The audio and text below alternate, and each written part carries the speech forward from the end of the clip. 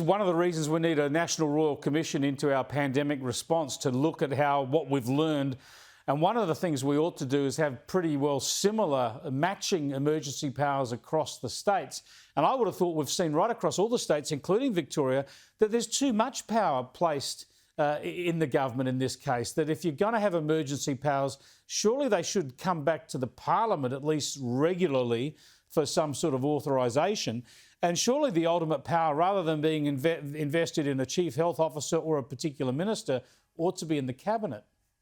Oh, totally, Chris. And absolutely couldn't agree with you more in terms of, one, the Royal Commission. We say, and we've been saying for some time, that we need a Royal Commission to the massive failures that have occurred here in Victoria. Now, let's not forget that we've had the harshest restrictions of anywhere in Australia. We've had the longest lockdowns of anywhere in the world and the worst outcomes anywhere in Australia, with over, so much devastation, with the loss of lives and livelihoods. There needs to be a Royal Commission into what has happened here in Victoria.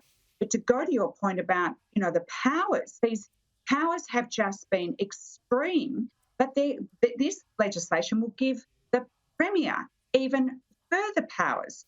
And we say that is not right in a democracy. Our Parliament is there for a reason, to hold the government to account and to question these extreme powers, like what has happened over the last 18 months, and what will happen with this legislation will give the Premier so much power, and we don't think that's right. We think the power should be with the people in the Parliament, and that the Parliament should have the ultimate oversight on these very draconian and extreme restrictions that have been placed on Victorians and placed on people, whether they're in Victoria or anywhere else, quite frankly.